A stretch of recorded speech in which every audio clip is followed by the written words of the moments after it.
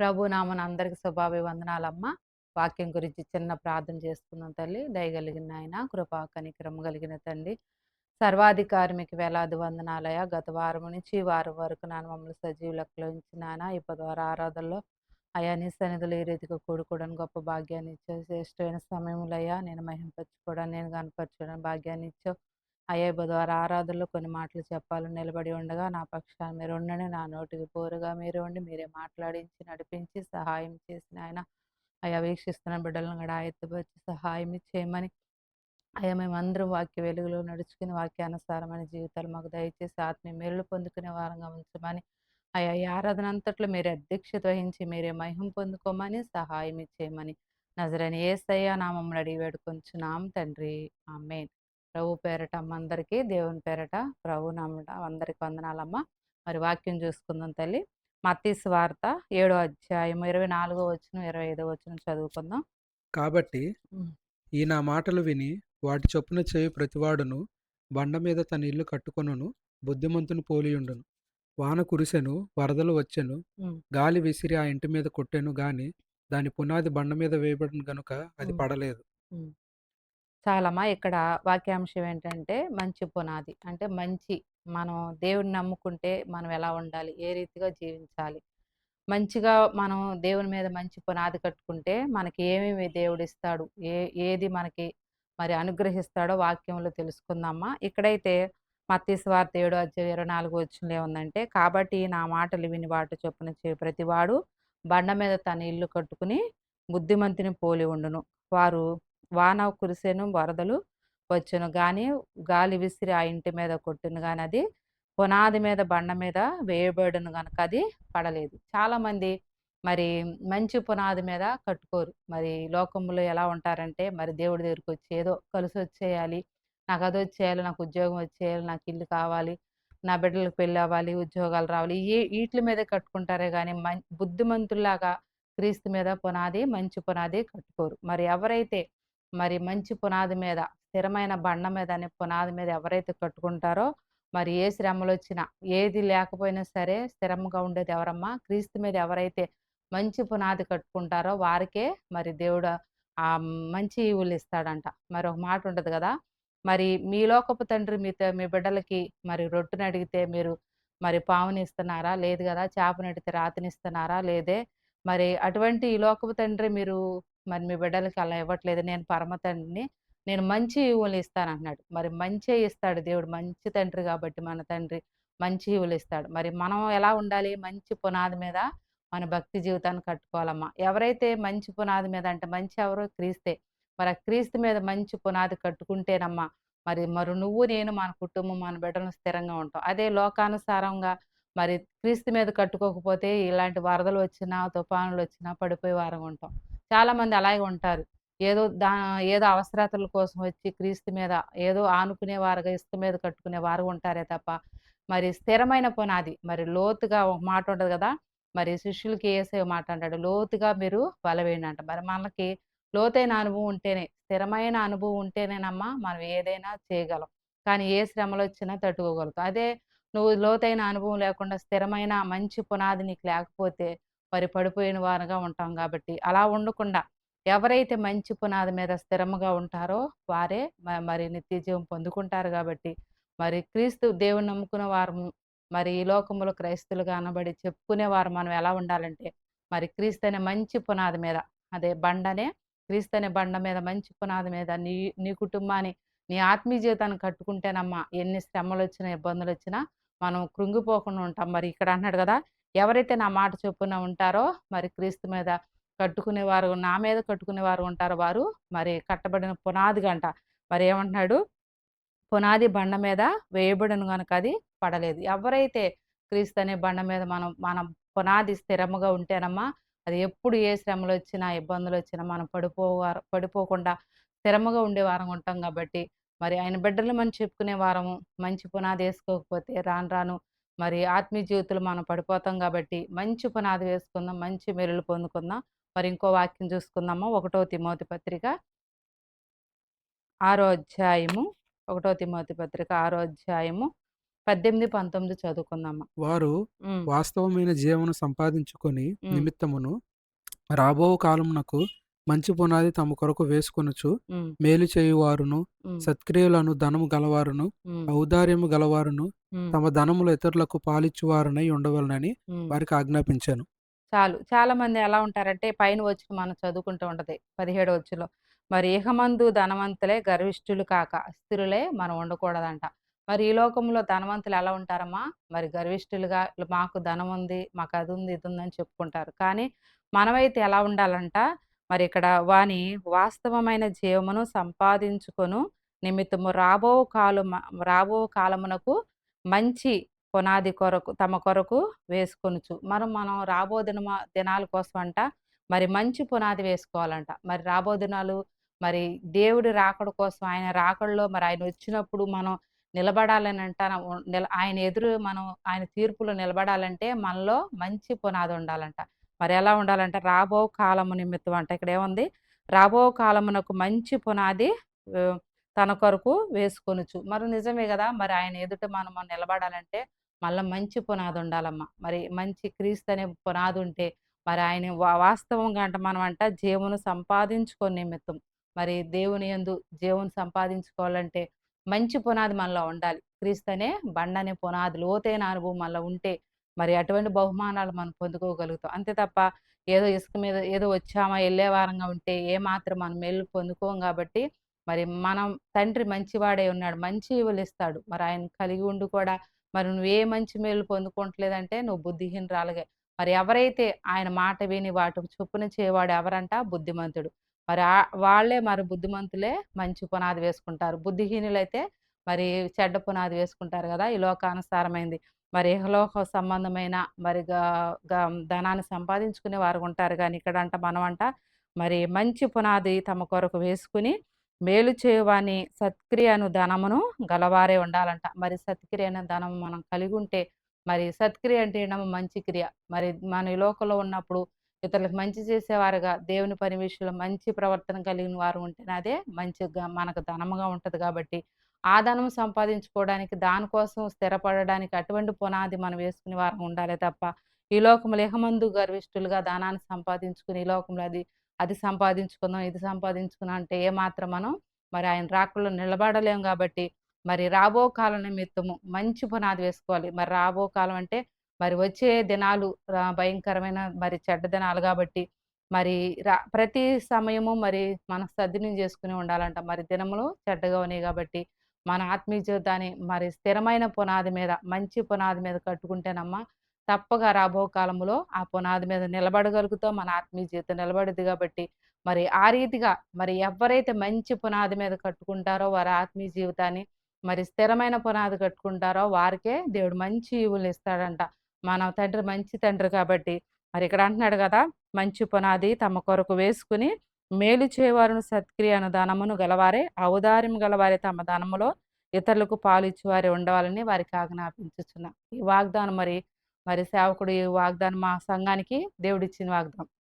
నిజమే మేము మరి సంవత్సరాంతం మమ్మల్ని కాచాడని డిసెంబర్ నెలలో మేము ఉపవాసం ఉన్నప్పుడు మేము ఇదే సంఘంలో ఇదే చేస్తాం. మరి మంచి సత్క్రియ ధనం అనే మా ధనాన్ని సంపాదించింది.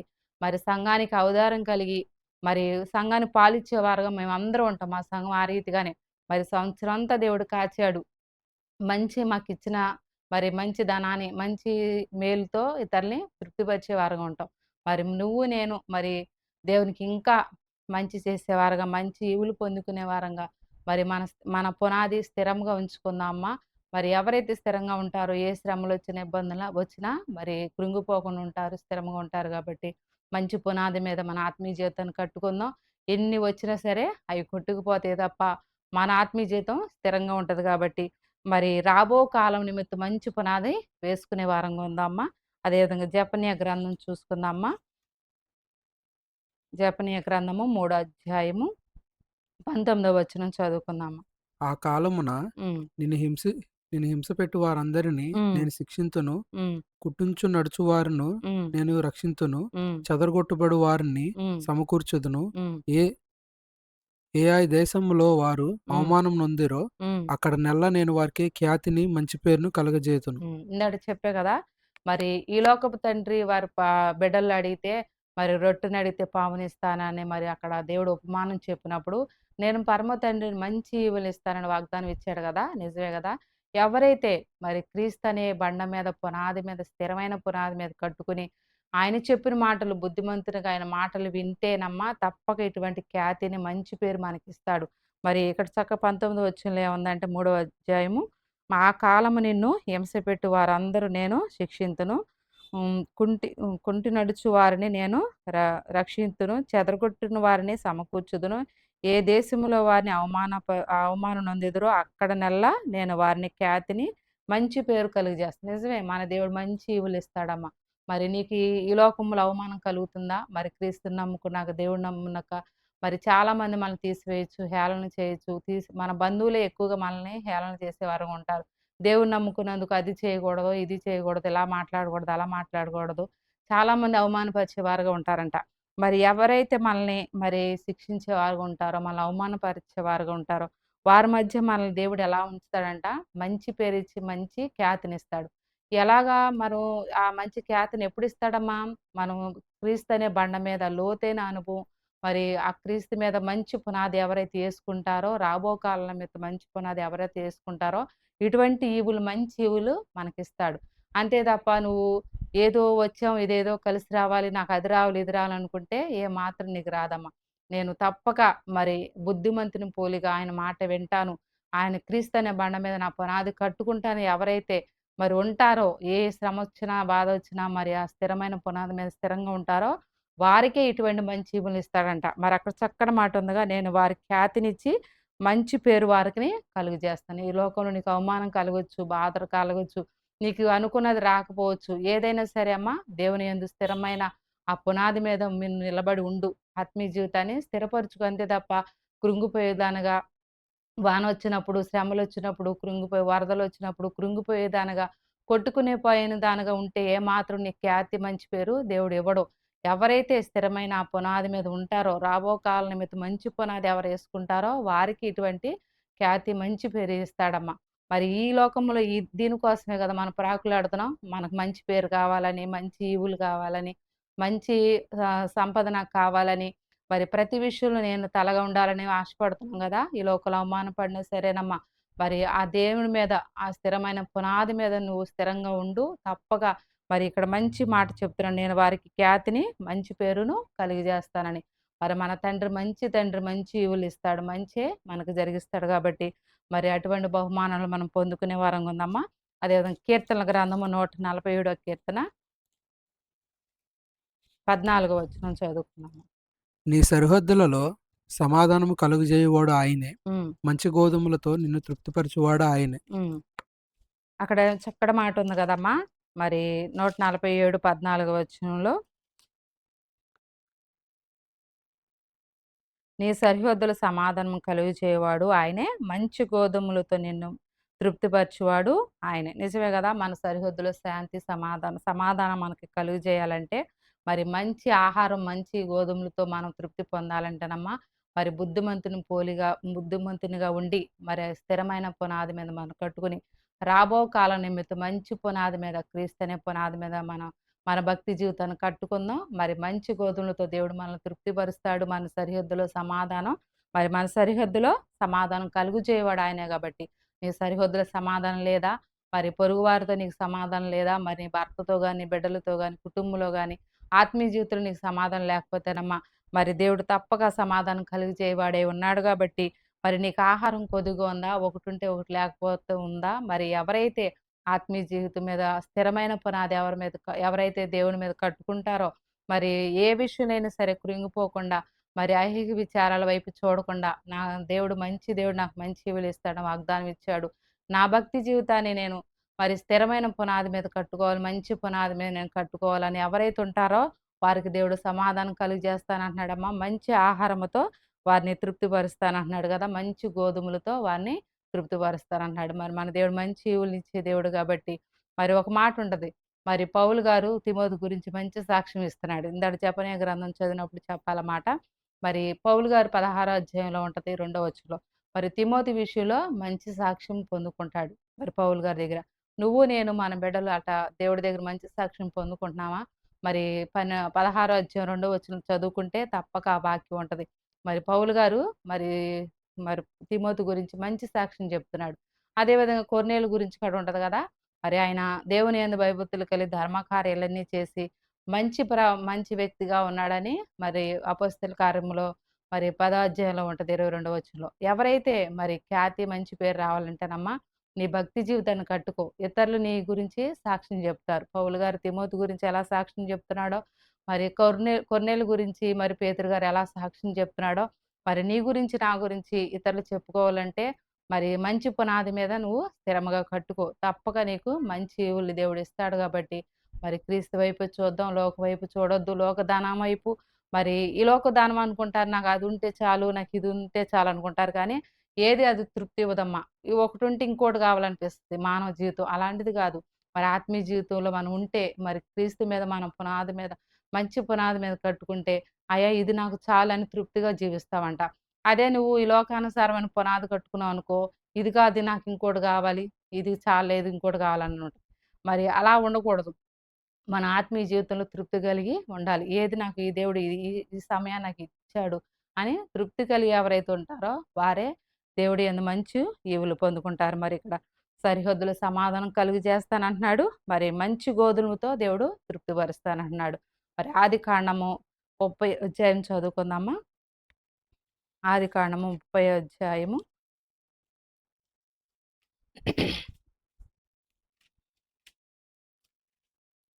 20 వచనం చదువుకుందామా?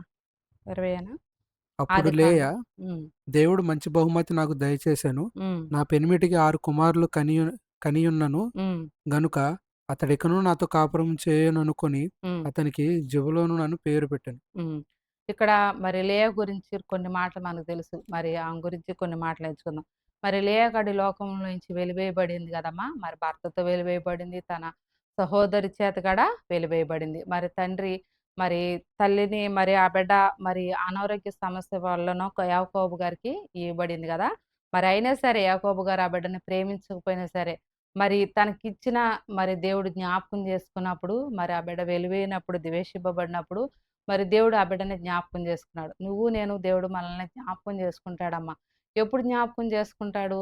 మరి క్రీస్తు అనే బండ మీద స్థిరమైన పునాది మీద నువ్వు నిలబడితే వానొచ్చినా, వరదలొచ్చినా సరే మరి కొట్టుకుపోకుండా నిలబడే వారం ఉంటేనే మనం దేవుడు జ్ఞాపకం చేసుకుంటాడు. మరి లేయా విషయంలో మరి తన భర్త విషయంలో ఆ బిడ్డ మరి వెలివేయబడింది. తన సహోదరి చేత మరి వెలివేయబడింది. నువ్వు నేను కూడా ఈ లోకంలో అనేక మంది మనం ముఖ్యంగా మన బంధువులు ఎదుటే మన తోటి మన సరిహద్దుల ద్వారే మనం వెలివేయబడుతున్నాం గాబట్టి, దేవుడు తప్పక జ్ఞాపకం చేసుకుంటాడు. ఎప్పుడు జ్ఞాపకం చేసుకుంటాడు? ఎవరైతే మంచి పునాది మీద క్రీస్తనే బండ మీద ఎవరైతే మంచి పునాది మీద కట్టుకుంటారో, రాబో కాలం నిమిత్తం మంచి పునాది మీద కట్టుకుంటారో వారినే దేవుడు జ్ఞాపకం చేసుకుంటాడు. మరి లేయా మరి తన ఏ విషయంలో కృంగిపోలా. మరి దేవుని వైపే చూసింది. దేవుడు తనకి ఏది ఇచ్చినా సరే, ఇది నాకు దేవుడు నాకిది ఇచ్చాడని మరి దేవుని బట్టే సంతోషిస్తుంది. ఇక్కడే ఉందండి 30 అధ్యాయం 20 వచనంలో లేయా మరల గర్భవతే. హ్మ్. అప్పుడు లేయా దేవుడిని చూసి దేవుడు మంచి బహుమతి నాకు దయచేశాను. మరి ప్రతి విషయంలో ఏ బిడ్డనిచ్చినా సరే, మరి ప్రతి బిడ్డను బట్టి దేవుని స్తుతించింది. దేవుడు నాకు మంచి బహుమతినిచ్చాడని. నిజమే గదా! మన దేవుడు మంచి బహుమతులిస్తాడు, బహుమానాలిస్తాడు, మంచి ఈవులిచ్చే దేవుడు. నువ్వు నేనే మంచిగా ఆలోచన చేయట్లేదమ్మా. ఆత్మీయ జీవితాన్ని స్థిరంగా కట్టుకోలేకపోతున్నాం. ఈ లోకంలో అది సంపాదించుకుందాం, ఇది కట్టుకుందాం, అది సంపాదించుకుందాం. ఇది చేద్దాం, అది చేద్దాం అని వ్యర్థముగా ప్రాకులాడే వారంగా ఉన్నాం తప్ప, మరి నా తండ్రి మంచి ఈవులిస్తాడు. నేను నిజంగా ఆత్మీయ జీవితాన్ని స్థిరంగా కట్టుకోవాలని ఎవరైతే ఉంటారో, లేయా ఏ రీతిగా దేవుడు నాకు మంచి బహుమతి ఇచ్చాడని దేవుని ఎలా స్తుతిస్తుందో, అలాగ నువ్వు నేను కూడా దేవుని మహిమపరిచే వారంగా ఉందామా, దేవుని స్తుతించే వారంగా ఉందాం. మరి దేవుని మహిమపరిచే వారం ఉంటే స్థిరమైన పునాది మీద కట్టుకుందాం. తప్పక మరి లేయా ఎలాగ నాకు దేవుడు మంచి బహుమానం ఇచ్చాడని ఎలాగా దేవుని మహిమపరిచిందో నువ్వు నేను కూడా మహిమపరుచుకుని దేవుని మహిమపరిచే వారంగా ఉందాం. మరి దేవుడు మంచి ఈవులిస్తాడు. మరి ముఖ్యంగా దేవుని మాట విందాం. బుద్ధిమంతుడు ఎలాగ దేవుని మాట వింటారో వారే మరి స్థిరమైన పునాది కట్టుకుంటారు. బుద్ధిహీనుడైతే దేవుని మాట వినరు. మరి నువ్వు బుద్ధిమంతురాలుగా ఉన్నావా? బుద్ధిమంతుడుగా ఉన్నావా? మరి బుద్ధిహీనురాలుగా ఉన్నావా? నువ్వే మరి ఆలోచన చేసుకుని మన ఆత్మీయ జీవితాన్ని కట్టుకునే వారంగా ఉందాం. మరి లేయాలాగా మంచి సాక్ష్యం పొందుకుందాం. మరి లేయా దేవుడి గురించి దేవుడు మంచి బహుమానం ఇచ్చాడని చెప్తున్నాడు. మరి చెప్తుంది కాబట్టి మరి అటువంటి బహుమానం మనం గూడా పొందుకుందాం. ఆత్మీయ జీవుల్లో మంచి పేరు, మంచి ఖ్యాతిని ఇస్తానంటున్నాడు. మంచి గోధుమలతో తృప్తిపరుస్తానంటున్నాడు. మరి సరిహద్దులో సమాధానం ఇస్తానంటున్నాడు కాబట్టి మరి అటువంటి జీవితాన్ని మనం పొందుకునే వారంగా రాబో కాలం నిమిత్తం ముఖ్యంగా మంచి పునాది వేసుకుందాం. తప్పగా ఏవొచ్చినా సరే మరి స్థిరంగా ఉండే వారంగా ఉంటాం కాబట్టి క్రీస్తు అనే పునాది మీద కట్టుకుందాం. మరి మన ఆత్మీయ జీవితాన్ని కట్టుకుంటే తప్పక మనం ఆత్మీయ జీవితంలో మేలు పొందుకునే వారంగా ఉందమ్మా. లేయాలాగా సాక్ష్యం పొందుకుందాం. దేవుడి మాటలు కొన్ని మాటలు దేవుడు దీవించును గాక. ప్రార్థన చేసుకుందాం తల్లి. దయగలిగిన నాయన, కృపా కనికరము కలిగిన తండ్రి, సర్వాధికారి మీకు వేలాది వందనాలు ప్రభా. అయ్యా నాయన, ఎవరైతే బుద్ధిమంతులుగా మంచి పునాది మీద వారు ఆత్మీయ జీవితాన్ని కట్టుకుంటారో వారికే నువ్వు మంచి ఈవులు ఇస్తానంటున్నావయ్యా. నిజమే జపనీయ గ్రంథం ప్రకారం అయ్యా మేము చెదరగొట్టబడిన వారము నాయన, అయ్యా నాయన వెలివేయబడిన వారము నాయన, అవమానం పడిన వారమే తండ్రి. నువ్వు కుంటివారు నడిపించేవాడు, రక్షించేవాడువై ఉన్నానంటున్నావు. మంచి పేరు, మంచి ఖ్యాతిని ఇస్తానంటున్నావు కదయ్యా.